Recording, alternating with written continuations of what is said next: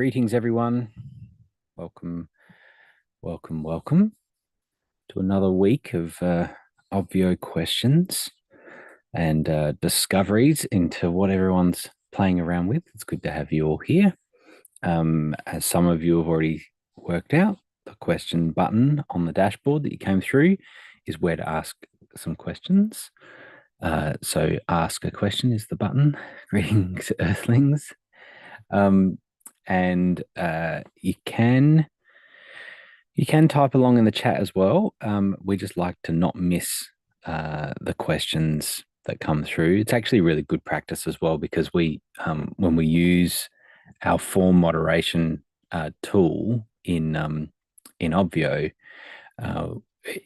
we get to play around with that, and it means that our events can scale beyond one Zoom meeting, right? Well, and even if you had 500 people or so in a single meeting, being able to track the chat effectively for what people are asking questions can be a bit challenging, and so that's why we tend to have the form moderation tool so that we can see those questions and make sure we don't lose them. So, no. Oh, I've got some geeky comments today. Look at you two. Well done. All right. So I think we can dive into some questions. We may have Blue here a little bit later as well, and so we'll see. We'll see what we can do before that. Hello, Heather. How are Hello, you Grant. today? I'm good. How are you? I'm good. You getting excited? You're about to go on vacation? Yes. Yes, I am. It'll be nice. Back to the motherland. All right. What's our first question? So this is from Lion. He said, how do we start the process to send a link for guests to start the sign up process? Yeah. Is Lion with us? Yes. Good. Cool. So the first thing for us to get clear is there's a couple of different ways of sending links out, but it depends a lot on whether people are paying or not. So if you're doing a free event, then there's the sign up function, which is a really easy link to send out to people. But I think, Lion, you're wanting to sell tickets. Is that right? Where are you there?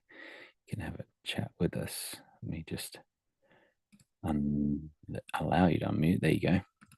If you want to chat. Yes, that's correct. To purchase tickets. Okay. And have you got Marketplace? You've got Marketplace turned on. Have you played around with the purchase page or any of that stuff yet? I have Marketplace turned on. I haven't sent anything. I have played around and built the back end. Yeah. Okay. All right. So that's where you're going to start. And so if you understand just the process, Heather, we might be able to send a link to Marketplace, like a Marketplace setup. Yeah, I can drop that in the chat. That'd be great. So, but understanding the concept of it is that you're building in Marketplace, you're building a purchase page, and that purchase page is your marketing page, which has buttons to buy tickets. So this is we call it Marketplace as you're going out and selling tickets. It's kind of creating that sales page. What that does is when people purchase a ticket there, it creates them as an attendee in Obvio. And if you set it all up, then depending on how you want to have that happen as far as when you want them to have access to the dashboard, you can send sort of thank you emails. And then you can also send access to the dashboard. But depending on, as I say, depending on when you have the dashboard available and when you want people to have access to it, you would then send a follow-up email that says you now have access. Here's the dashboard link, right? So that's the different steps there. You're creating a purchase page. You're selling those tickets. They then become attendees in Obvio, and then now you're ready to be able to send out those links. So Heather's going to send a little video of, I think, Blue step through the marketplace setup and setting up that purchase page. And then as far as communications go and being able to send an email to your participants, I can just show you that quickly as an example of what can be done there. And while I'm there, I can also show people the sign up. Let me get this right. And then Clifford, if you've got a question related to what we're talking about right now, then go ahead and unmute and ask. Otherwise, I can't even get in. I can't even get into Obvio. No, I'm here, but I can't get into the page. All right. Yeah. Okay, we can troubleshoot that. I'm gonna you've jumped to the front of the queue with your question because we've got a number of other questions ahead of you there. So we can come back to it if you wanted to. Just stand by. I'm just going to focus on lions at the moment. Okay. Let's see this here.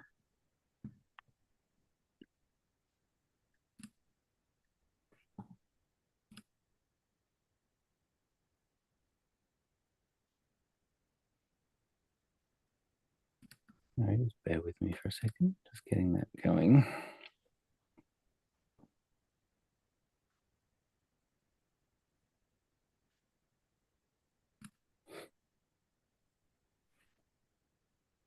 All right, here we go.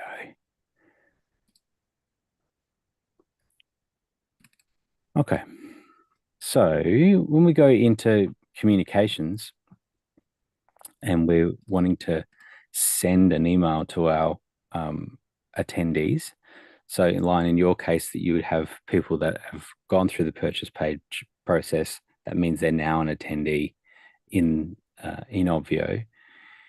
You can then name the email and then the exact time that you want it to go out. This time zone is based on your event time zone. So that might be the same time zone that you're in, but often we're dealing with sort of an event time zone, and you might have teams that are across different time zones. And so just remember that you're doing that based on the event time zone. And you're sending an email. What will happen is that in your organization settings, you'll go and put in an email that you would like the reply emails to come to. So you're sort of setting, who do I want to send this from? You're setting up that email in the organization settings. You put that email in, you'll verify that email, and now that's where it comes from. Your subject, and then in the body somewhere, you're going to put a link, which you can do right here, which is a login link. So that will be populated with their unique magic link, sort of their link that logs them into the dashboard. And so you can also, just out of interest, you can also create buttons that has, so you can see here, I want to say use the login link as the address for that. And then, and then the button text could be, whatever you want it to be. This is your dashboard link. And so that's the email that you would get, that you're sending out to people. And you could set when that goes out. And then there's a couple of options there that's checked in or not checked in. So you could schedule emails for not checked in users, meaning they have yet to go to the dashboard. They are checked in when they hit the dashboard and they see that for the first time. They're now checked in. So you can schedule another email, maybe just before your event, or even 5 minutes into the event. Hey, we noticed you still haven't, you haven't checked in yet, or haven't got to the dashboard yet. So you can follow up specifically with people that haven't arrived yet. So that's how those communications work. I'll just show you quickly what I was saying for other people that might be thinking about, what if I'm doing a free event? Is there another easier way of doing that? And so in the design there's sign up. And so this is a sign up page. When you enable it, you can see the link that it is. It's just /sign up. And now all that people need to do is put in their first name, last name, and email, click sign up, and they'll be taken straight to the dashboard. So when you're doing a free event, you're able to have people go straight there. So there you go. Does that kind of answer that a bit for you, Lion? Yes, it does. Thank you so very much. No worries. All right. What's our next question? This one is from Laurel. She said yesterday during Blue's presentation, he went over Obi, by the way. He was not able to get in due to not being enrolled in the program. So I was asked to offer up a credit card. I opted instead to focus on Blue's presentation, take care of getting back in today. Question: to whom may I turn to get back into the program and not have to go through the process of re-enrollment credit cards? Hand-folding through the process would be appreciated. Yeah. All right. So we'll lay out a couple of things here. So one of the things is that we have a number of you that are new LEAP members, and you get access to Obvio through LEAP, but you still, even when you first log into Obvio, you still need to add a credit card. Now, the credit card is not charged for anything.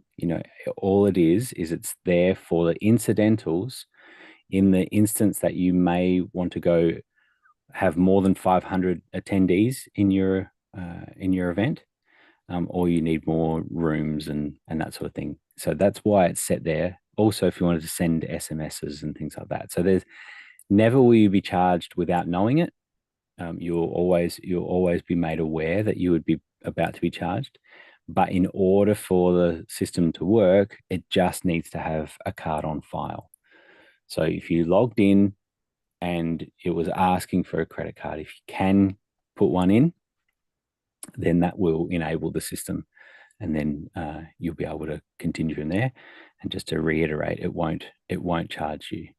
So yeah, go ahead. You want to ask something? Okay, thank you, Grant, so much. I'm there now, and I entered my card, but it just says I have to either cancel what I'm in. I can't save it. I can't get out. So now what? Okay. That's why I thought, hand holding would be nice. But I am there. I mean, I'm not going to share my screen clearly, but right. It just says add your default card. I did. And I'm on the chat bot, but I'm not getting any response. And so, I'm kind of stuck here. So if you hit the Obvio button at the top left. No, let me close this chat. Okay. Obvio. New orientation. Organization. Well, organization. Excuse. I'm sorry. I gotta get rid of this bot. Click on the Obvio organizations. There we go. There you go. Yeah.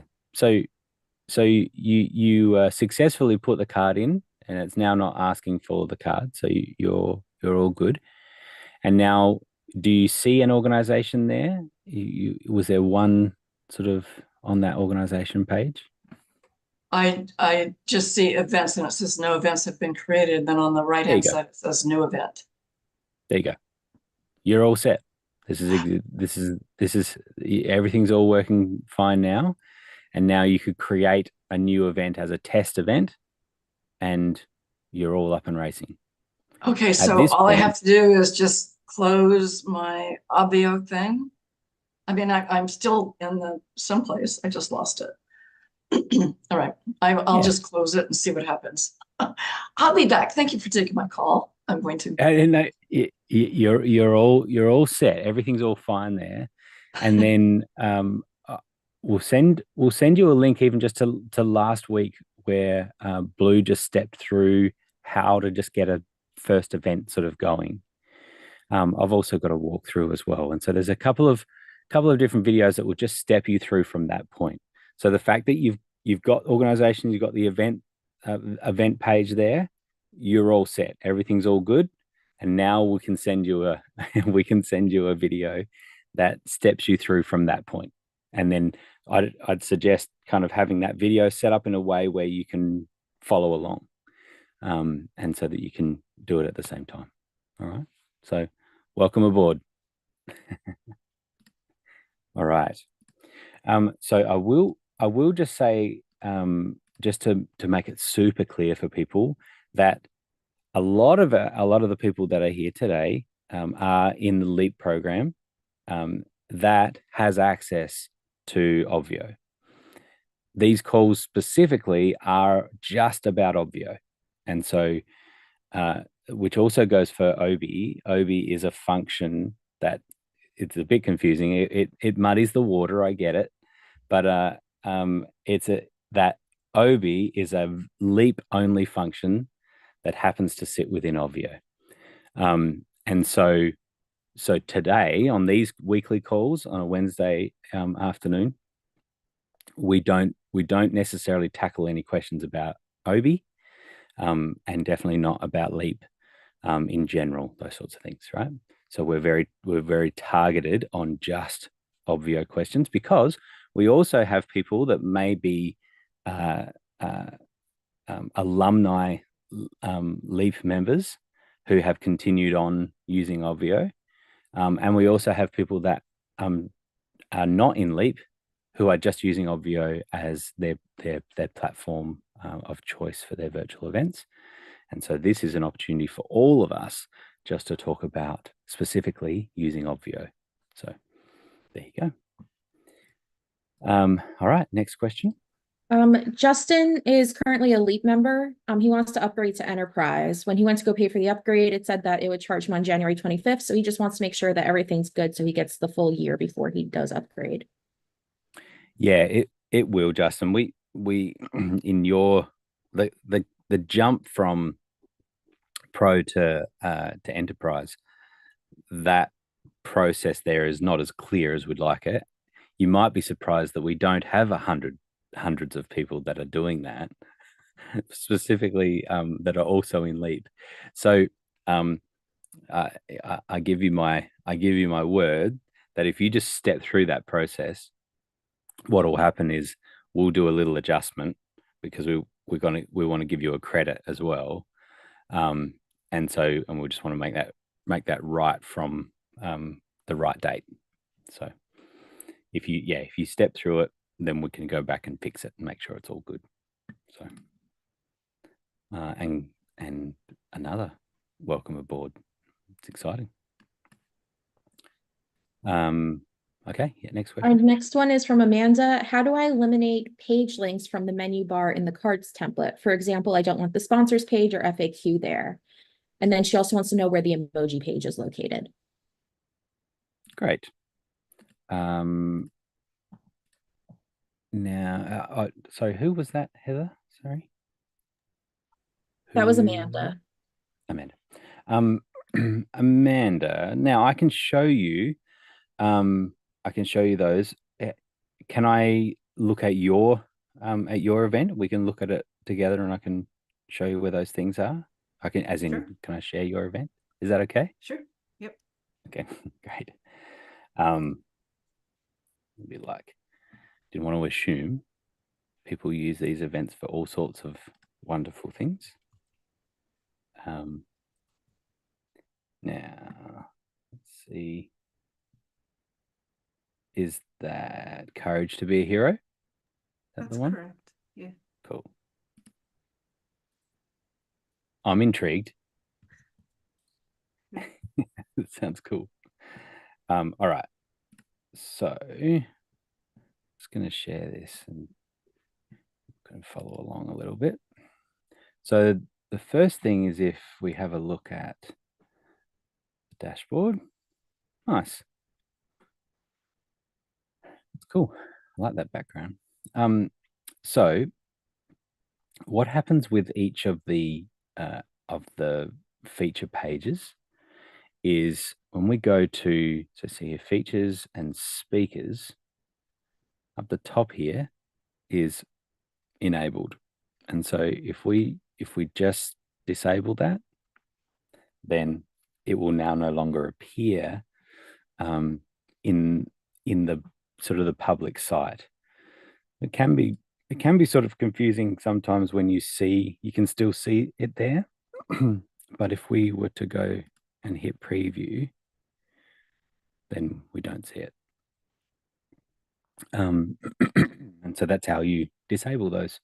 And it looks like you might have done that already for FAQ things. And so then I think I disabled them, but I didn't realize that because it was showing up in my dashboard that it doesn't actually show up in for the attendees or in the preview. So thanks. Yep. Totally. Yeah, that's right. And so that little preview button is particularly handy for that reason. So it's kind of giving you as close as possible to what an attendee would view. But what is really helpful to do as well is just to create a new attendee as a test attendee, and then open their link to see exactly what they would see. And then you know for sure that's what they're going to get. Just in case you might have something else there, some visibility rules or things like that that are different for different people, you can do that there. So if I was to, sorry, didn't mean to share email addresses. If I was to create a little test user,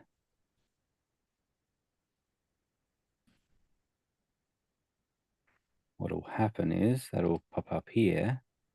And one of my favorite features of this whole platform is that you can just click this button and it'll open them in a new tab. It's a bit of an inside joke there. Responsible for that button. Yeah, there we go. Yep. Thank you. You're on the inside there. So there you go. So that open it up as them, as that test user, and if let's see, you can then see obviously that there are not any, the speakers page and things are not showing there. So that's a nice way of just being absolutely sure. And of course, then you can open that on a mobile device as well and see what that looks like and, sort of compare it all for you. So there was a second part to your question, I think, that I've forgotten. It's about the emoji page. So I found in the software where to put the background for the emoji page. Where do I get the stream for that? Like, say I want to put it on my TV in the background or something like that. Yeah, great. So down in production, down the bottom there, emoji page. Okay, so that you were right in the spot. Sweet, love that background. And then view emojis. So the view emoji page is what you're looking for, and there it is. And so now you would simply open that. If you're putting it on a TV in set, for example, then have a computer connected to that TV, and then go here and then go to full screen, make that full screen, and you're done. Sweet. And now that's where the emojis will fly up. All right, very good. Thank you for your help.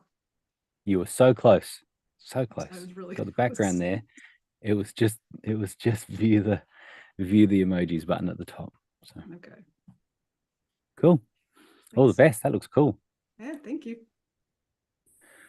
All right, next question. The next one is from Ed. I'm having a webinar in the next few weeks to support a 3-day live in November. Should this be a separate event in Obvio or part of the live event? Hang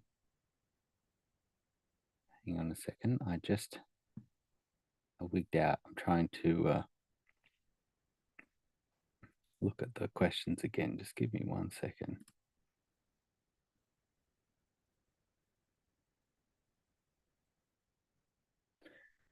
If it seems like I'm going a little slow, it is 7 a.m. And so where I am, and sometimes I'm just No like, excuses. No I haven't, excuses I from haven't, you. I haven't warmed up enough yet. Hang on a second.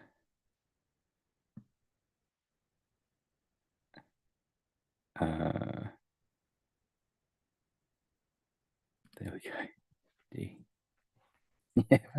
You ever have moments where you're looking at exactly what you need, but you can't see it? Can't see the forest for the trees. All the trees are in the way. And I'd All like to right. say that you should probably have those webinars as a separate event from the main event that you will be holding.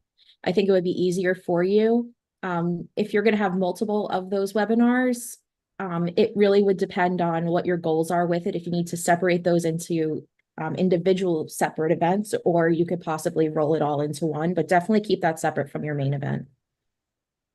Awesome. Thank you. Thank you, Heather. You see what happens? Hey, I drag Ed. my feet long. If you drag your feet long enough, Grant, people will jump in. Hey, Ed, we have a Exactly. webinar once a month, and we have a separate Obvio page dashboard for the webinar from our main 3-day event. And it helps us keep the attendees separate and all the things they get separate and the schedule separate and all those things. Gotcha. Yeah. Thank you. 100%. Yeah, that is the best way. There's probably little advantage and to having it all in the same event. And so separating them out means that you can focus it. So I think all three of us have said a very similar thing. So I think we've covered it well. All the best, Ed.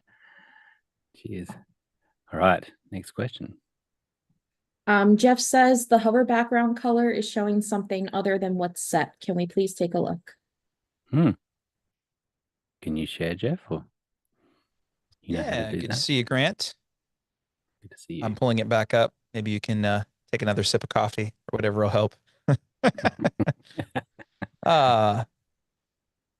Been a few weeks, and Obvio was very kind to me on some events. So thank you. Worked beautifully behind the scenes. Looking at the login page, yes, let me share. So I figured out what the actual issue was. But my understanding was that this would go to a different background. Like I thought if I had customized hover off here, it would default to, something other than like a lighter version of the color, but it was actually going to the normal Obvio blue. So what I did is I just checked this box and then I just picked a different color. I guess the other thing I could do is just choose the same color, then do like a 80% opacity that would achieve roughly the same result. I was just curious if there was, if that was the default behavior, if this was a bug. No. Well, yeah. So yeah, it's hard to reset it once you've set a color, and when you turn it off, it seemed to be working right then when you turned off the hover color. Yeah, I just well, I was listening to the other questions. I edited like 5 events. But what it was doing is when this was off, it was just going to the Obvio blue. Right. And if I remember, I thought the default behavior is it would, automatically go a couple shades lighter than whatever was entered here. That's correct. Yeah. Okay. So yeah, okay. But you're not able to replicate that now, even when you're turning it off. Let's see. Let me find a different one here real quick. I'm just trying to think of, got that color pasted. Let me find an event that maybe. Okay, so let's do this one just for sake of the argument here. So I'm going to adjust that to the color I had. We'll hit save, and there it goes to blue. Yeah. Okay. Interesting. And yeah, that's what I thought. And if you go And if you now go to that public site, does it do the same thing? I'm sorry, what did you say, Grant? Yeah, so if you leave it turned off and then go to the login page, like go to that URL. Oh, right. Gotcha. Go up here. Yeah, that'll do it. Here. Huh. There you go. Yeah. All right. Make a note of that. I thought I was losing it, so I'm glad to have confirmation because it's not early here. Yeah. It's No, it's it shouldn't. 4:30 p.m. here. I'm like, I swear this doesn't normally No do excuse. this.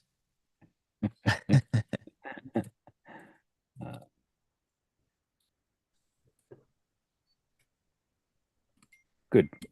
All right. All right. Yeah. We'll get on to that. Cool. In the meantime, Thank you, yeah, sir. if you want to replicate what it should do, then yeah, you can set it to the same color and change the opacity, or like it's set it to or set it to a lighter shade, or yeah, you'd be able to recreate it. But we'll get that fixed. Sounds good. Thank you. Thank you, Jeff. Next question. Yes. So this one is from Ed. Oh, no, he already asked that question. Nicole has a few questions. She wants to know if we can unmute her. Yeah. Actually, then I submitted my questions too. I'm sorry, this is my first call. And I know that this is focused just for Obvio. That's what my questions are. I couldn't figure out how to get into the call and stuff. And so anyway, I'm here and I'm excited, but Yeah, I you've didn't done well. realize, I didn't know if it was like a raise your hand thing. So thank you for the people that helped me out in the chat. Like, this is where you put a question, because I just didn't know how this call works.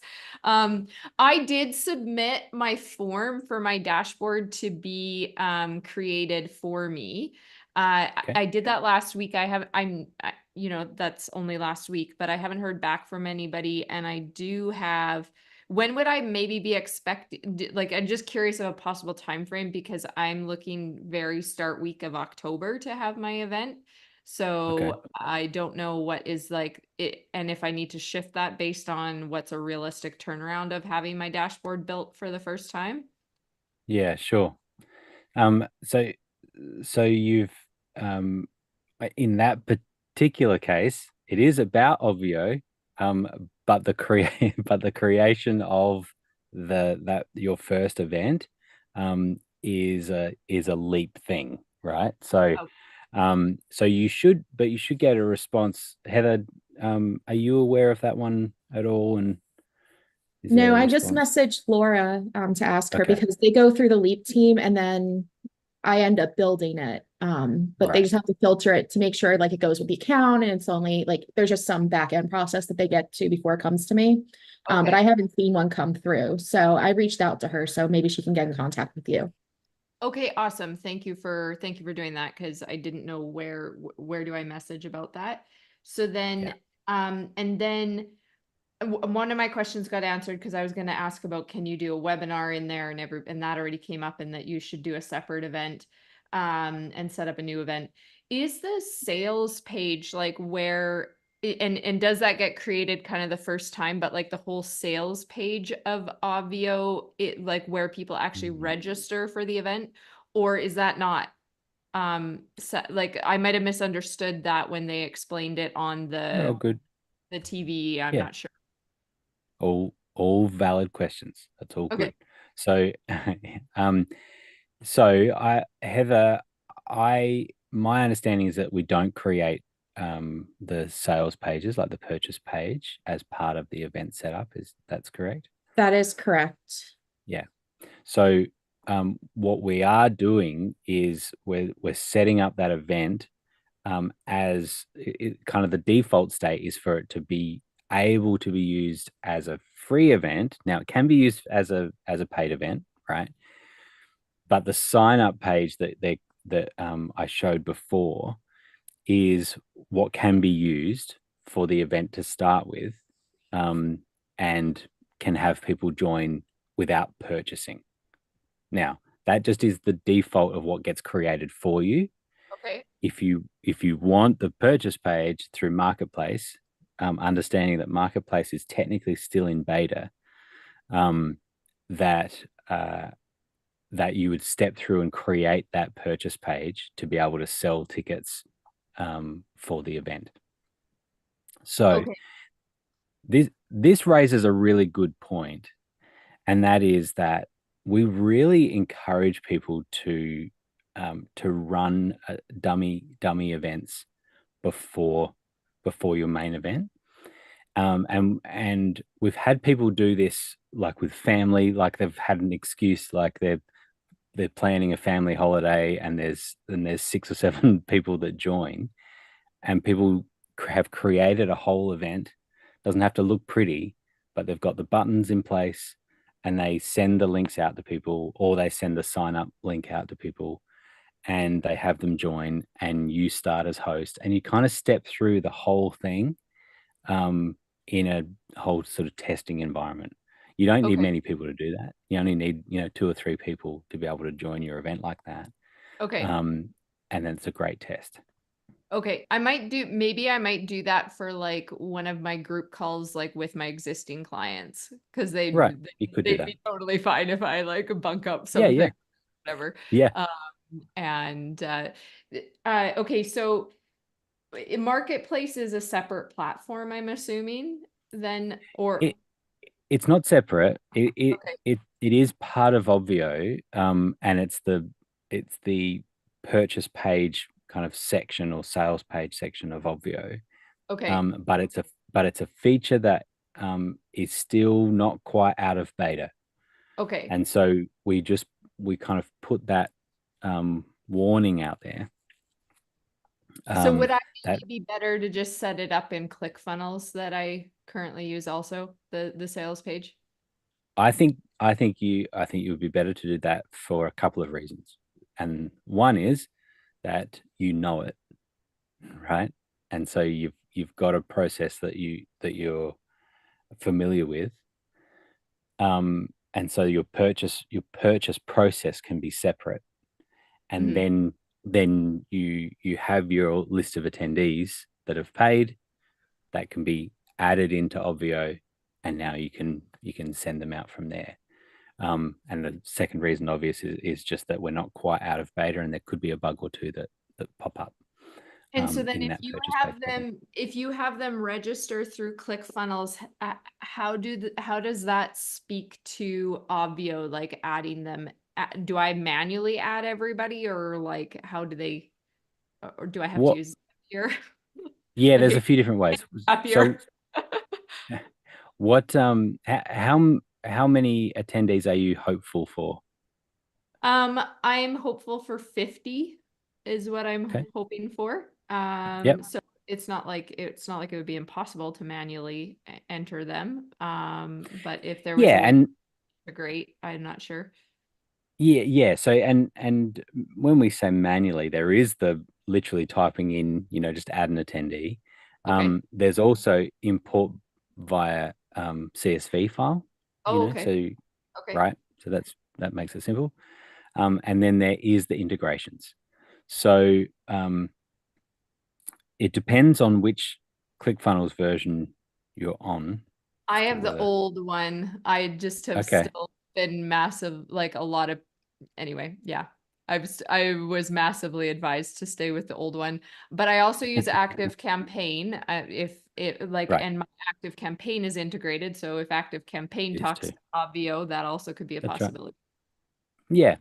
Yeah, absolutely. So yes, we have both really, and so it's a matter of the process is the same no matter what integration we're using, what front end service. And so what happens is the sale happens, it's created in that CRM, it then sends over to Obvio the first name, last name, and email address. And Obvio sends back the login link. And depending on the different CRM as to whether that gets added to one way or another, it gets added to a custom field of some description, with the different ones. And now you can send your emails from that platform, sending out the dashboard link for people, and that's got their magic link in it. So that's the overview of how the integrations work. What's worth thinking about is where those integrations are particularly helpful is, one, when you have a large audience, and secondly, when you're wanting to do last minute purchases, right? And so the idea obviously is that you're getting ready to start the event and someone makes a purchase. Ideally, they will get all of that automatically, and they'll get their link automatically. But it is possible. We have people do this all the time where they just say, this is now closed, 24 hours out or whatever it is. And so, get your tickets before And that so time. is and then the they manually do that. Sorry, I interrupted you. I No, didn't no, mean go ahead. Is Go ahead. I'm assuming the integration is with ClickFunnels 2.0 then, if it or I thought it was the first one. Muddy, do you know? oh, because that would be think great it's- if it's the first one. I think it was the original. I think it is the original. I think the Yeah. Infusionsoft connection is the original one. Although, actually, yeah. So no, we are mistaking Keep Infusionsoft and Keep. ClickFunnels is not one of the direct integrations. Okay, is Active Campaign? Zapier, Keep, Mailchimp. Yes, Active Sorry, Campaign that's is right, HubSpot, High Level, Active Campaign, ConvertKit, and Entreport. Okay, awesome. That then as long as that's great. It integrates somewhere. Then I like it when they talk to each other. Yeah. So Zapier, I think I could be wrong, but I thought that Zapier can integrate with the original ClickFunnels, but not the next one. So Zapier then becomes an intermediary, right? Where it can do some automation between the two. Yeah. So now you can, particularly when you're getting the first event set up, is that you really want to be clear about some of these systems and keeping it as simple as possible, I think, right? Because there's so much going on. And it doesn't take much to accidentally, I do it all the time. You accidentally have, check one box wrong and now things don't work. And on the day of the event, things aren't, people aren't getting their links or, whatever it is, right? We want to keep it really, really simple. So that's my advice, particularly in the first few events, is that it's super clear. And it is a trade-off, right, between getting these automations in place to make it easier for you. But with all the automations comes a bit of complexity. So I'm trying to give advice, but it's all about your timing as well, right? So. No, I appreciate that. I think it's super important to I like checking every link that it clicks properly and everything, because that's so Obvio, like OBVIO, or whatnot, that I had to go to join this call. That's not actually, I actually go to obv.io or something to actually do, that's where my stuff is. Is that right? Good question. Yeah, good question. So what we're sitting in right now is an Obvio event, just like you would create if you were creating an Obvio event with a dashboard. It's exactly that. We're not doing anything special with this event. And this event is update.obv.io. That's our event, right? Your event could be nicole.obv.io, right? In the same way, totally separate. Okay. And then in order to access the admin section of Obvio, for you to be able to change the event and set it all up as an admin for the user, for the event, that is app.obv.io. Okay, got it. So we're actually we're in an OB event right now. That was in an event type and an Obvio event. Yep. Okay. Okay. And Yep. and is this the same every week, by the way, this one that we're in? Yes, it is. Okay, it's Yep. the same. Okay. It's the same link every week. And it's the And same you get, time? yeah, and it's the same time. Yep. Okay, because I'm gonna just save that Yep. link in my calendar then, because when you go to the Leap, like to Totally add do this that. stuff to your calendar, this one isn't a part of the sort of the calendar schedule in Yeah. there. Okay. Yeah. I think they sort of do that intentionally, as far as it being just an Obvio. It's a separate Obvio event. Okay, well, that was a lot of questions. Thank you. I really appreciate it. I appreciate it a lot. That's great. And it's exactly what these calls are for, is those initial steps, particularly of being able to get, sometimes it's just getting our mindset right about what the service is and what it can and can't do. And that's the first step, right? So That you're actually totally right. raises another question, because this is the same every week. If you had like a client call and you did want it to be through Obvio, you can set it as reoccurring, a reoccurring event. Okay. Yes. So this is something that in the event settings, you've got the time. It is called the event start date and time, and the end date and time. Now, so let me just show you that on this event that we're in at the moment. This is kind of an important aspect of it. Sometimes I feel like we talk about legacy, which just confuses it as where we've come from. Sometimes it informs a little bit of how we've got here, and that is that when we started Obvio, we had a whole credit system, and you could only run events up to 4 days and things like that. We changed all of that to where it's unlimited events and unlimited duration of the events. So what we see when we're setting up our event is that we can say what's the start time and end time. Now, you can see that this event's been going for some time, because it's just every week. It's a recurring event. So what's the start of the first occurrence, and what's the end of the last occurrence? And what the start and end times specifically allow is accessing Zoom. So you as a host, opening Zoom, away you go.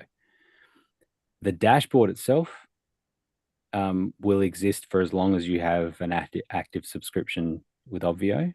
Those dashboards will just continue to work. They work from the moment you set it up right through to when your subscription finishes. So people accessing your dashboard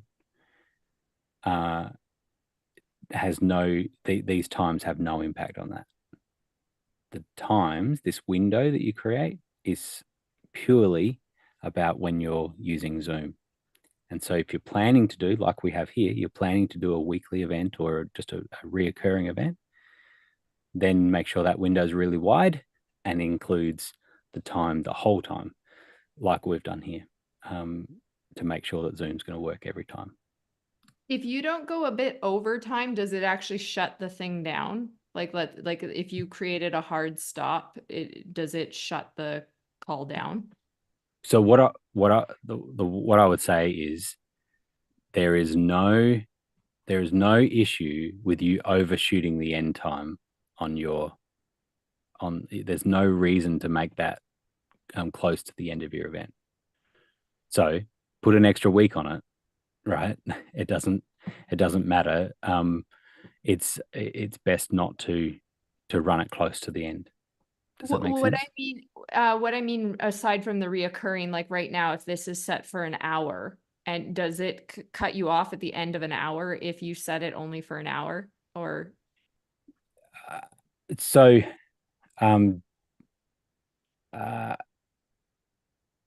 sort of, it will create other problems if you're still running an event past your end date. So there's no reason, no reason, to have your end date that close to the end of the event.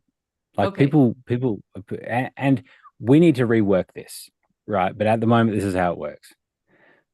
We acknowledge that it's a bit confusing, and what it was supposed to be doing is telling us when your event is. And what it's turned into is just creating a window for when you use Zoom. And so inevitably and fairly, people are putting in 2025 as their end date. And that works, and that's fine. It's just that's not telling us when your event is, but we want to fix that problem at some point. So if you hear nothing else, just make sure that your event end date is way past when you actually want your end date to be. Okay. But within the day, like if the day Okay. webinar sort of thing, I Yes. get Melanie's shaking her head, so it won't boot you off or anything. You don't need to worry. Okay. And No. do you have the business Zoom now through them, like being elite member? Do you have to do anything with that Zoom account, or it just automatically is connected to your dashboard? It automatically is going to work and all of that jazz. Correct. And your Correct. recordings show up in your Obvio dashboard from Correct. Zoom. Okay. Yep. Okay. I'm gonna shut up now, but I hope those questions helped somebody else as well. Yeah, that I'm positive they would have, and I appreciate you're asking exactly the right questions, and this is the right place to do it. So, all right. you're Well, totally thank you, fine. Grant, and nice to No meet problems. you. Nice to meet you. All right, next question. Do you want to go back to Clifford? He had his hand raised earlier. He was having an issue getting into Obvio. Yeah, so Clifford, you can't get into Obvio we're talking about. So if you go to app.obv.io, and I'm assuming that you've been set up. Let's have a look. And Clifford, you can unmute yourself if you want to talk. It might be easier. Yeah, hi. I believe I'm in Obvio. That's why I'm able to, communicate with you right now. I thought my issue was so let me just be clear on that, Clifford. Okay. You are in our event. You're in an Obvio event. Okay. You're not in Obvio as an admin or as a user. You're in our Obvio event as an attendee. That's why you can see, right? So so in order to get to your instance of Obvio where you can create your own events, then you need to log in. And so I'm just double checking. Yeah, so I can see that you're set up. In fact, yeah, and you've put a credit card in and everything. So you're all good. It's just the key to this is going to the address app.obv.io.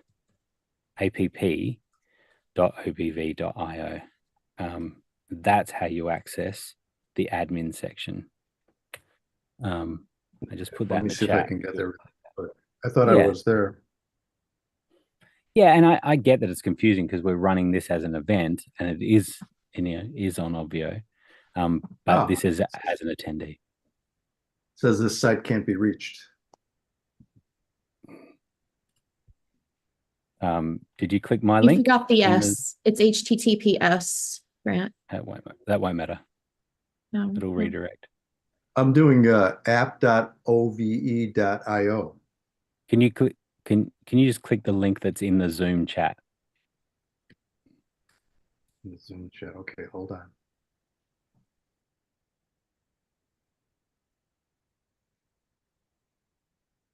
I lost you somehow.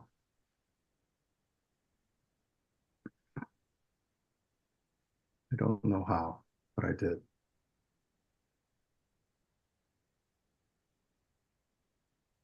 Okay.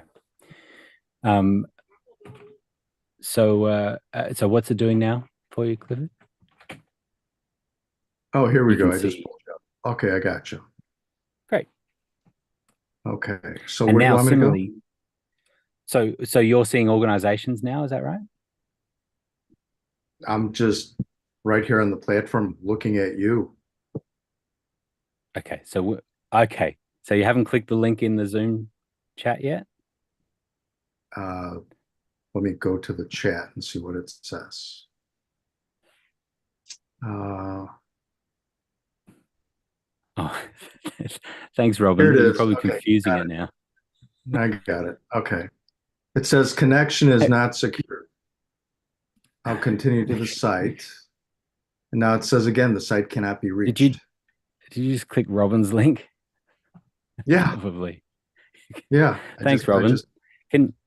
Can everyone put in a link that's not required? That'd be really that'd be really helpful.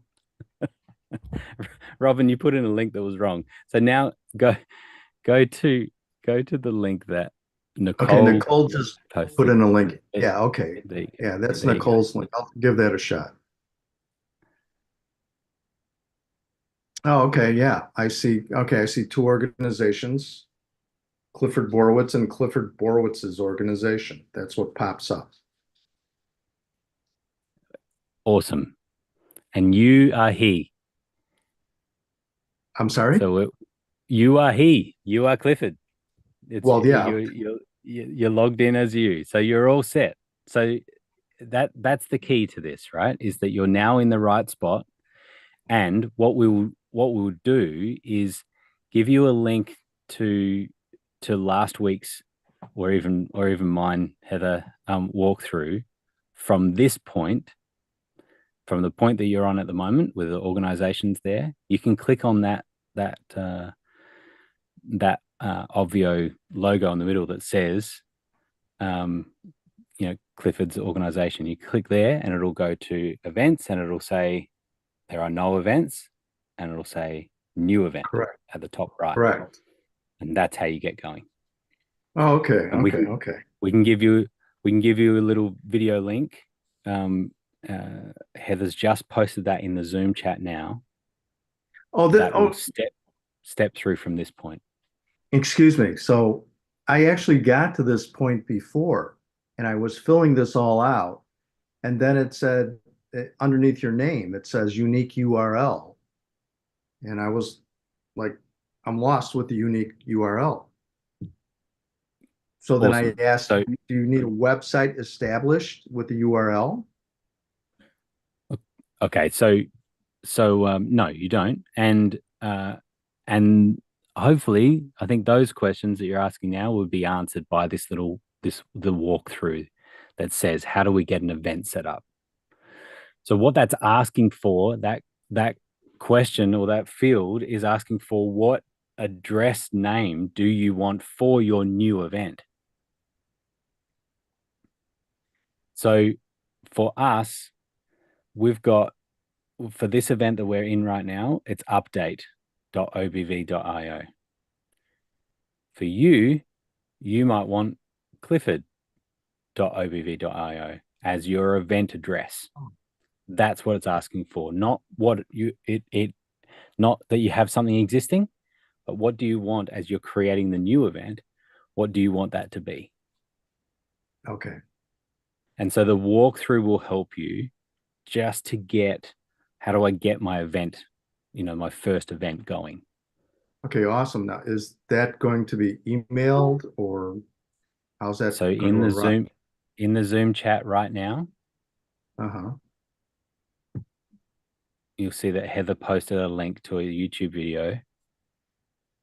Got it. That steps through that. Okay. Well, thank you, Heather. All right. So you could open that, bookmark that, or save that somewhere, and then step through that.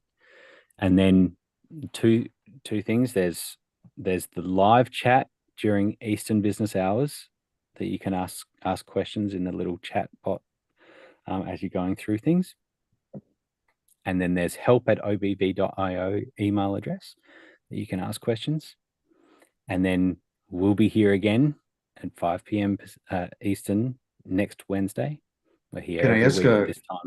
You can ask quick question here. Yeah. Okay. So, Obvio handles your emails, right? Or is this just strictly the event? Obvio handles the emails. Is that what you said? Yeah, sending out emails. It can. Yes, it can. And does it have any back office capabilities where it gives you all kinds of data on who's clicked on it, how long they've been on it, and all that? No. The email sending is very basic. So you're able to send out the links, but there is no tracking in any of those. So there's nothing stopping you from using another system to send the emails out. You can totally do that, and then you would have those extra tracking data and things like that. So it is something that we're looking at, but it's not built in the system at the moment. Yeah. Okay. Cool. Yeah. Thank you. Great. Welcome aboard. All right. Next question. Yes. So Robin says, when I duplicate an event, the purchase page and thank you pages are not showing up on the new event as a choice. I thought it was mentioned last time to Blue, but now I'm not seeing them. Okay. You want to explain that a little bit, Robin? A bit more? Yeah, when I duplicate an event that I've already created the purchase and the thank you pages. Oh yeah. I go into the new event to look at it. Like none of them have the thank you page, and they were showing up all as the purchase page, and the thank you page doesn't show up anywhere, or the purchase page doesn't show up either. So it doesn't seem to be switching over. Yeah, it's not. That's right. It's that functionality is not built into the duplicate. No. Yeah, I know it doesn't duplicate it, but when you go to that purchase page, you can toggle over to give you the choices of the ones that you've already created. Yes. Those aren't showing up in the right spot. Like the thank you page doesn't show up. It just shows, it says it's the thank you page, but it's actually the purchase page. Yeah, okay. Yeah, you have said this before. Let me dive into that again. I know what your issue is, Robin. When the thank you page was first coming online, for a brief period, Sage had templates, but they were the sales page templates, but they showed up on the thank you page by accident for a couple of days, and you were testing and playing at that time. And so you added one of those sales page templates as a thank you page on one of your sites when you were testing. And so now when you're looking at show me all of my past thank you pages, it's like, oh, here's a page you've done in the past, but now you're confused because that template is a template from a sales page. But that was just a kind of weird thing that happened in that brief period there. Okay, so then I just have to create it over again. There are no thank you templates. That's the short story. So if you create a thank you page now from scratch, it will become available as a template in your other events within that same organization. Okay, so I had created a sandbox when we were doing, I think when we were going through it. If I go in there and create the thank you page, then will it show up as a choice in my other ones? It's separate by organization. However, same organization. If it's the same organization, then yes, it should be available as a template. Okay, perfect. Thank you so much. Thanks, Maddie. Next question. The next one is from John. He wants to know, what URL do we use when we create an event? I'm running a test event and have tried my Zoom URL, but it is not accepted. I do think that came up in the chat. I'm not sure if that was answered via chat though. If you're asking me, looks like I'm unmuted. Muddy just asked me to put it into the submit a question feature, so it hasn't been answered. Cool. Okay, great. So when you've created an event, so you've created an Obvio event, is that right? You've got that? No, I tried to. You have to enter that URL, and I'm apparently not doing it right. Okay. All right. So yeah, same as what we were talking about before the app. app.obv.io is what you want to. So Yep.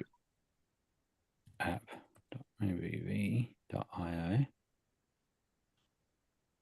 That's what I want to put in there. I want to use that for URL. That's me. I'm not helping things. Put 2 dots in. You see, yeah, there we go. Nice. There you go. Got it. Thanks. Yeah, so that's where you're going to go in as a user of Obvio. We use these terms very intentionally. We use the term user and attendee. And so currently in this event, we're all attendees. We're attending the update event on Obvio. Right. But as a user, for you to be able to create an owner of an event, you have to go through that link, app.obv.io. Oh, I've done that. I hit and I went to create an event. And when I go to create an event, it says event name, then it says unique URL. And the question is, what URL goes there? Yeah, great. Okay. So yeah, this is the slug. You didn't have to call me that, Heather. So slug is the nasty term for the word that goes before .obv.io. Now, Clifford was asking this same question, and that is, this is what you want your address to be for your new event. And so, whatever that wants to be, I mean, it could be, BW for you or something, right? Like it can be, what is that kind of short, whatever your name, you want that name to be. It's not what anything existing. This is what you want the event name to be, the address.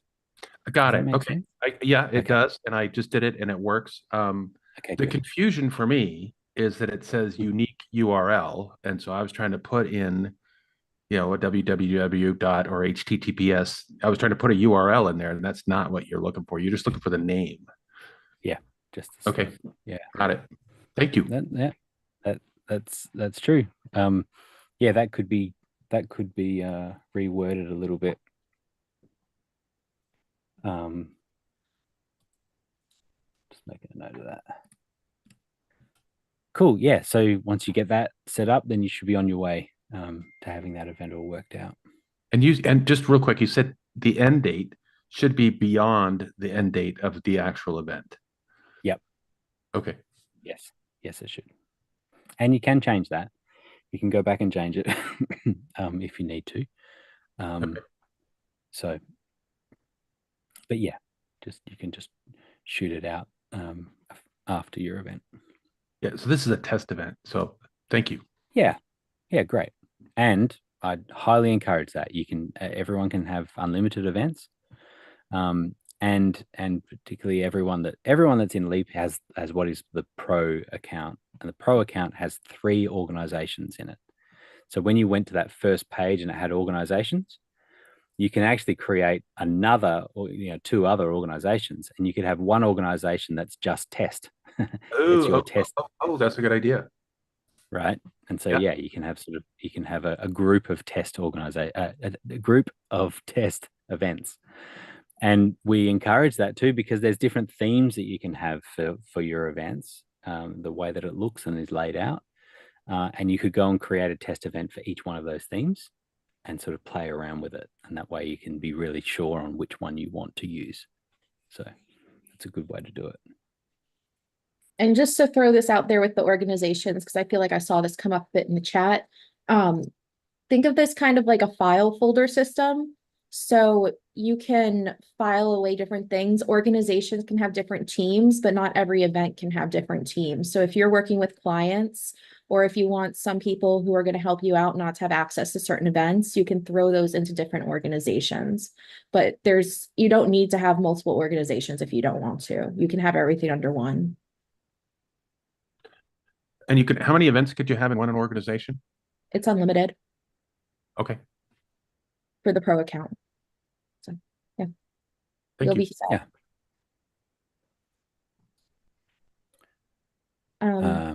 Our next question is from Jeff. Yep. He wants to know, what are some ways to display and parse data from a monthly evaluation form completed by attendees in a coaching program? What are you trying to do, Jeff?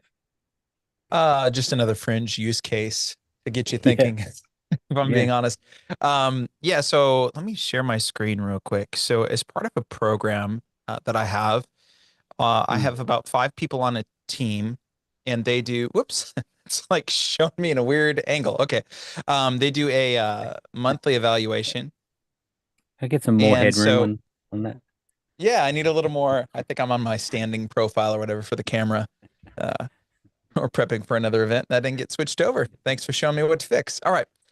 So this is something that everybody, like 5 people in each one of these events, will be filling out. And so I'm just trying to think of a way to display the results so that all the users can see the responses from the room.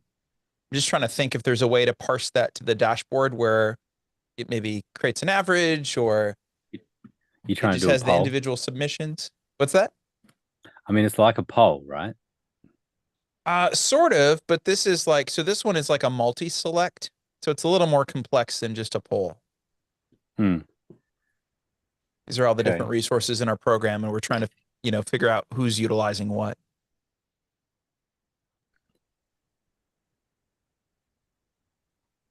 Just have you got curious some data in? Have you got some data in there now? Not yet. No, I just created this on the call. Okay.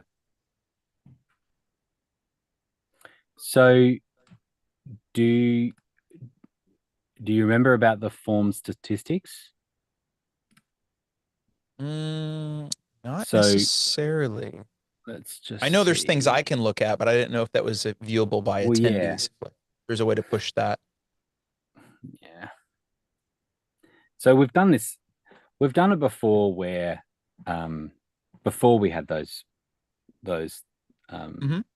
statistics, we've done it where we've pushed it out to a webhook. It goes off to Zapier, for example.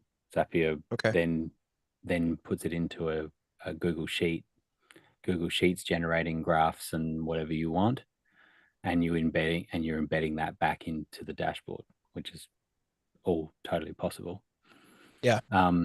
So there doesn't exist a way yet to show that data on the dashboard.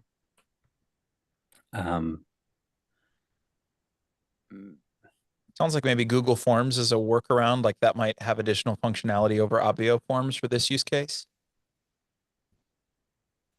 Yeah, it depends on how much how anonymous or not you want it to be, right? So the advantage obviously is that you're getting attendee data when you do it this way through Obvio, right? Without them saying anything. So that's something. But yeah, live results for everyone to see is not there yet. So yeah, I could always just I don't really want it to be anonymous, because if someone has a kind of a far out kind of result, that seems very different from the group, I'd love to be able to follow up with them individually and just get more of their thoughts on some things. So yeah, I'm wondering, in this case, then it sounds like maybe Google Forms might allow me to do a little bit more and then pull that in. Yeah. Okay. There's a few of those different systems that you could use. You could pass, you could pass the name through to the form, and so then at least, you're capturing that without them having to enter it. That could work. Yeah. What would be is that just a Zapier thing you're thinking of? So in that example, if you had a link on the dashboard to a form, then you could include parameters in the URL that would pass through. I haven't done it with a form, but I believe it's possible with Google Forms for you to be able to a URL parameter to be able to pass data through. And like a unique identifier in a sense, so. Yeah, I'll have a play around with it, and then maybe I can hop into next week's call and see about if there's anything that might need to be tweaked or adjusted. Totally, yeah. But otherwise, you can do I'm just trying to remember if that's a enterprise feature of the webhooks on the form submission. Do you see it in yours? Webhooks is not a pro. I've used the webhooks to Zapier quite a bit. Yeah, it is in Pro. Yeah, it's in Pro. Thank you, Justin. Yeah, great. Thanks, Justin. Yep. Yeah, so you can totally do that. You can use webhooks in general, but as Zapier is an easy way to use webhooks. It's like it gets the data through, and then what do you want to do with it? And you can connect that to lots of different things. So that maintains all of that attendee data as well as all the form results, and then you could put that into however you want it to display. Sounds good. All right, thank you. Have a play and see what you think. Yeah. All right. Cool. Thank you. Next, have we got another question? Yes. We have one from Muddy. So he's playing around with Marketplace, and it'll probably be best if he shows his page, but basically it's not centering even though he has things set to centered. Okay, cool. Hey, so Muddy, go ahead and share if you like. Have you seen that the device filtering is working now, as in? I haven't tested it. That page was going live, and when Blue said it was fixed, it hadn't been fixed yet, and so I just deleted the vertical column version and just reformatted the horizontal one to look good. But I haven't tested that. So, well, this is supposed to be fixed. That's what I wanted to. Cool. Well, maybe I'll go test that this week before next call. So here is a simple webinar registration page for one of John McIntyre's upcoming events. And so on the editor, not only do I have it centered from what I can see, so I'm on a 1080p screen, and this is full width, and I'm even using the center tool. So if I were to move this off center and then I click this button, it will center it on the page. It'll center it on the page. However, keeps popping back. However, when I go to the live sales page, it's all the way over on one side of the screen. And I've noticed this with several of my marketplace pages. And so this is live, what it looks like. And so, I mean, it's fine, but it's not centered. Not ideal. Yeah. Well, that center button that you're doing is centering the text to the overall page, the page setting. And my thought is in the CSS that it's actually adjusting, it would be setting it to the center in a variable way. So however wide the page was, it would show my what I'm curious about is whether this is actually, because Obvio has a menu over here on the left, even though it's centered in the available space, it's not centered in a 1920 wide canvas because of the menu over here, right? So no, it's definitely a little bug there. We're doing a real blitz on these bugs at the moment, and so okay. Well, I'm happy to submit this as an example for the team to look at. That page would be great. Okay.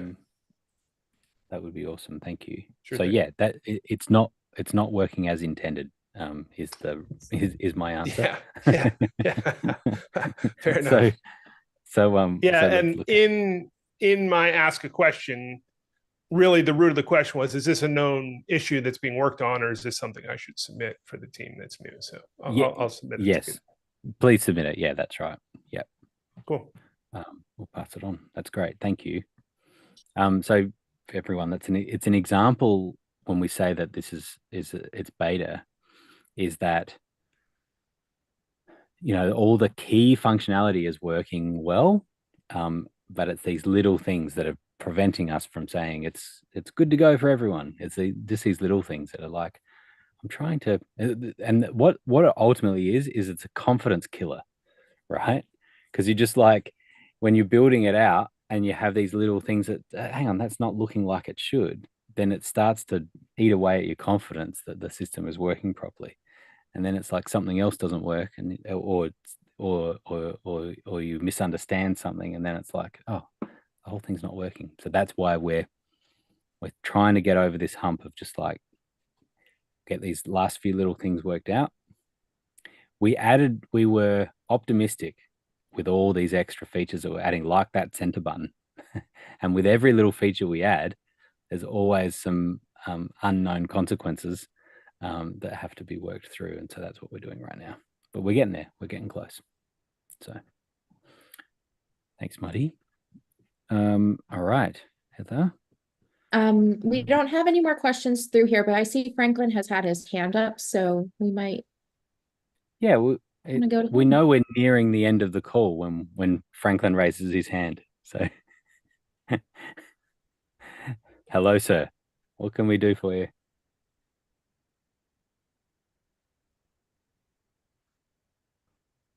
Yeah, I was trying to avoid that with you, Grant. You're never going to let me live that down. I see. That's right.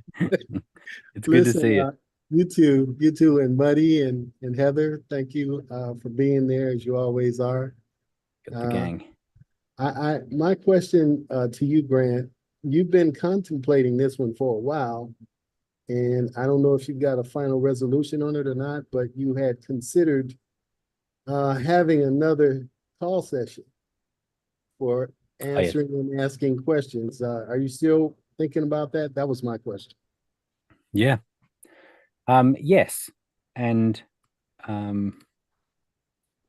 yeah, let me revisit that. And I think, with the next kind of group of LEAP enrollments, it probably makes sense for us to increase it a little bit. Were you thinking of a particular time slot that would work better, or just having another opportunity? Just having another opportunity. Oddly, I enjoy listening to the calls, and to me, they're engaging and also entertainment. I'm thinking about putting it on my TV channel. I have had people say that they can use it for falling asleep, listening to this Aussie rattle on about a bunch of tech stuff, and Obvio sends people right off to sleep. So I'm happy to provide that service for people. It's a strange audio book, That's right. I can add in every now and again. I can just say, chapter 3, just so it feels like a book. It's a good reminder, Franklin. If we're going to do it, then we would definitely do it at a time slot kind of opposite, or at least kind of offset another 8 hours or so, one way or another, so that we can help out some European friends. And so that's something that we're considering. We used to alternate between 8 a.m. and 5 p.m. Eastern. Mm-hmm. And we just found that the 8 a.m. one didn't quite have as many people along to it. But I know that there are some people that are missing out because they liked that one. So my vote would be stretch it toward making it comfortable toward you. You've been stretching yourself long enough. That'd be my vote. It's not much of a stretch for me to roll out of bed and then stand here. It's not too bad. Plus I get to see all you lovely people. No one else would be getting up at 6:30 in the morning to come and chat, whereas you're able to hang out in the afternoon. It's great. Yeah. Well, thanks.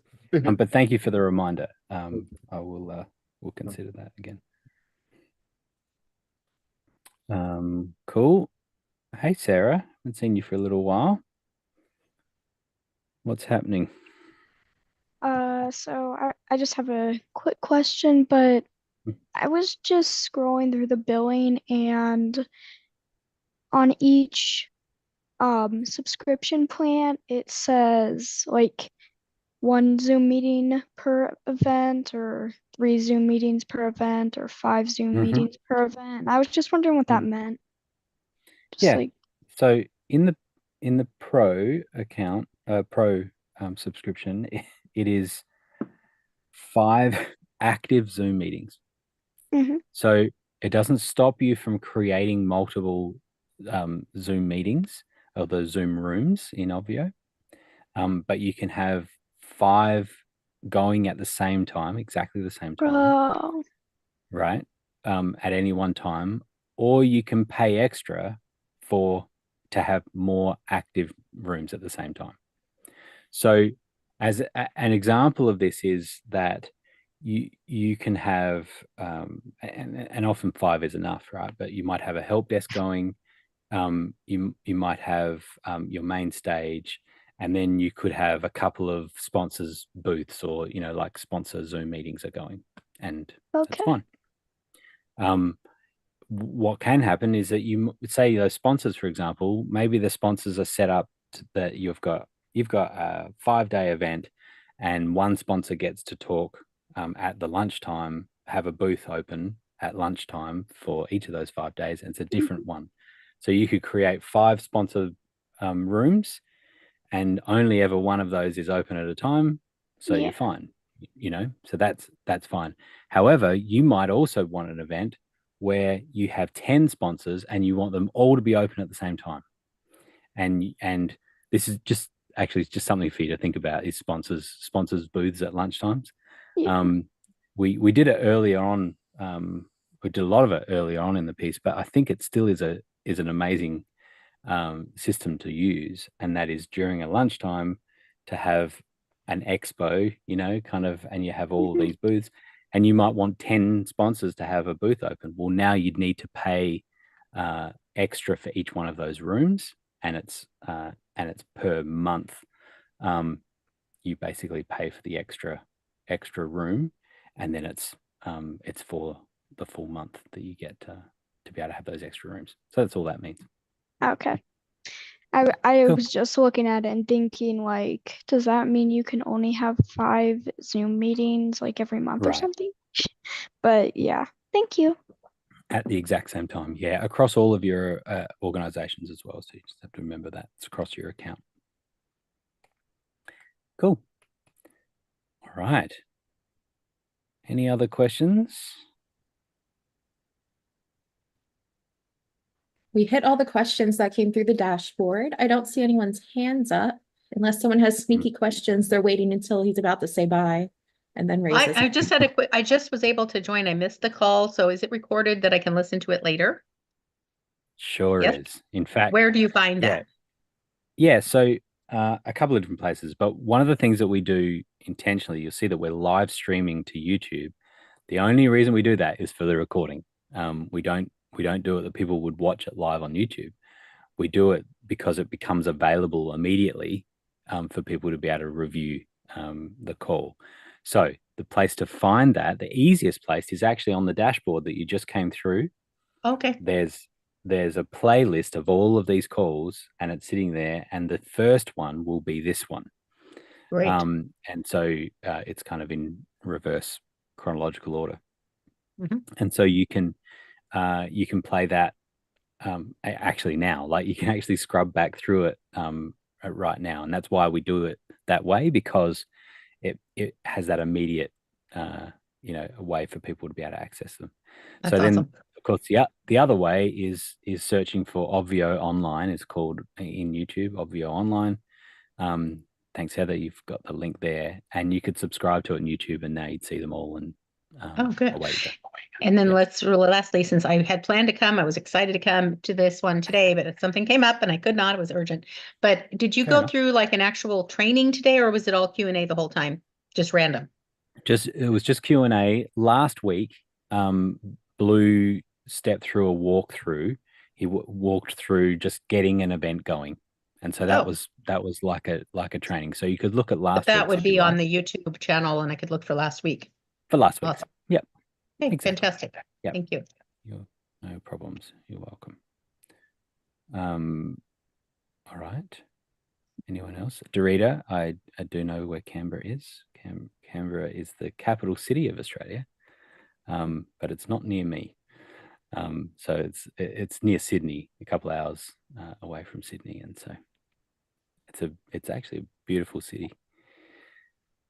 I do like visiting. There you go. Anything else? Yeah, so for last minute questions, I put in the chat. How do you choose a microphone? But just kidding.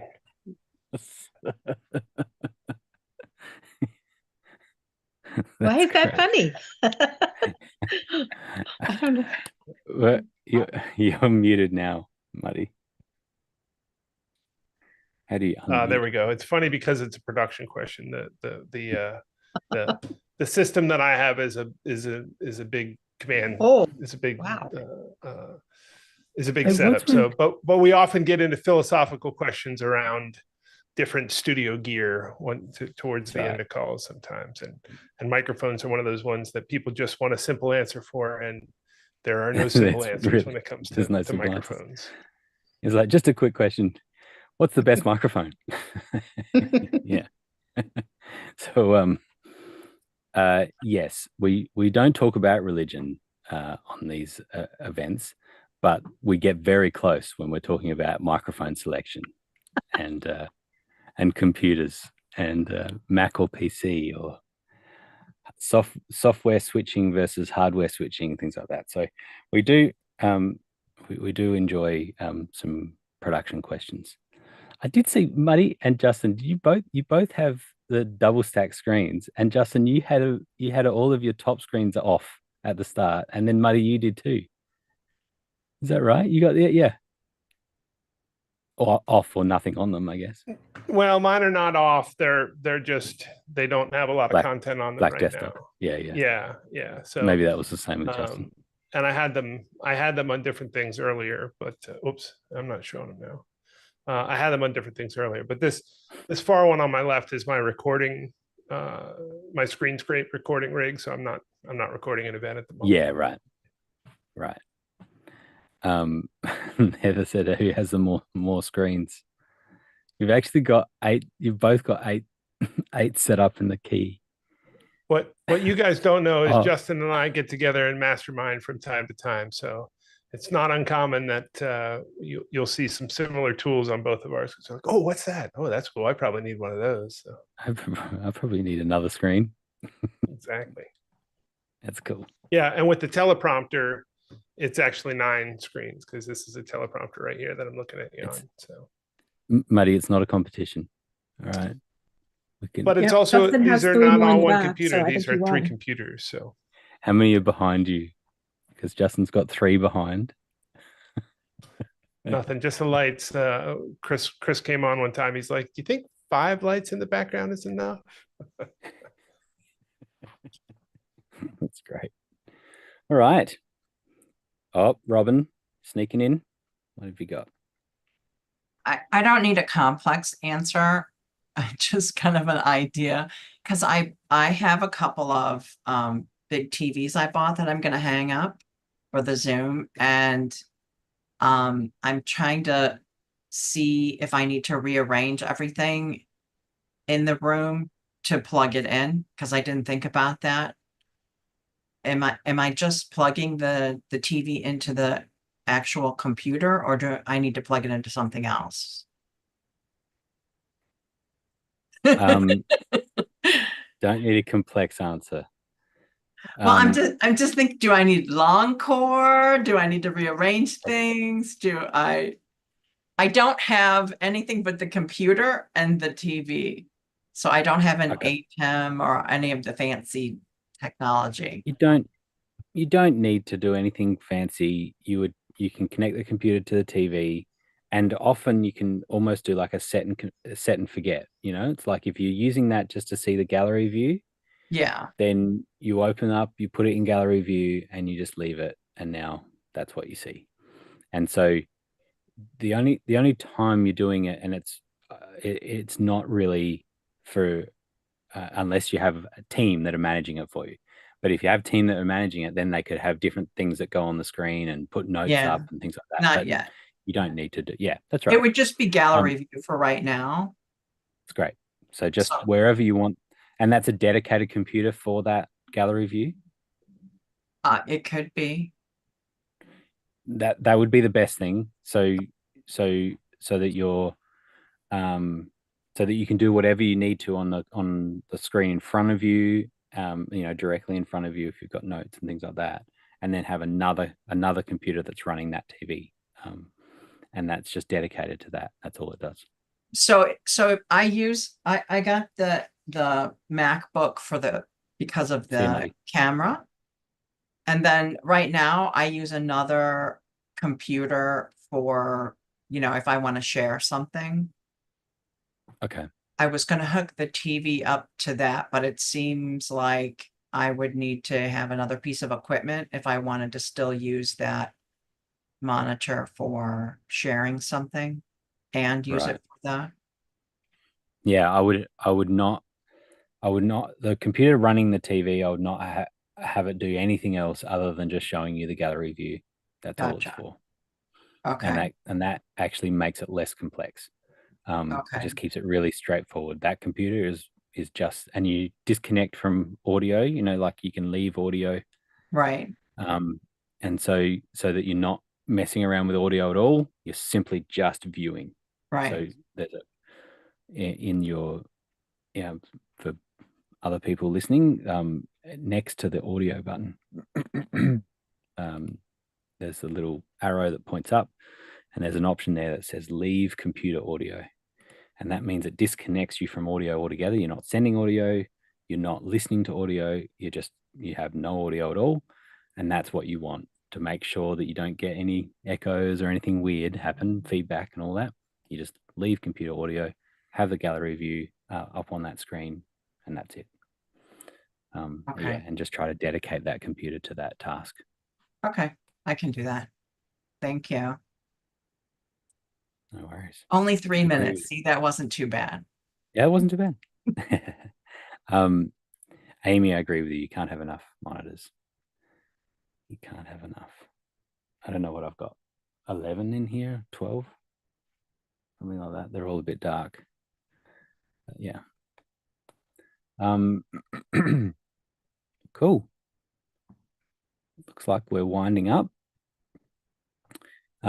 Thank you, everyone. We'll be taking Franklin's prompt there to think about doing another time slot. And in the meantime, there's help@obv.io is the email address. You can send questions through there. And then we'll also be back at least next week at 5 o'clock Eastern for us to do it again. Thanks, everyone. Have a good week. Bye-bye.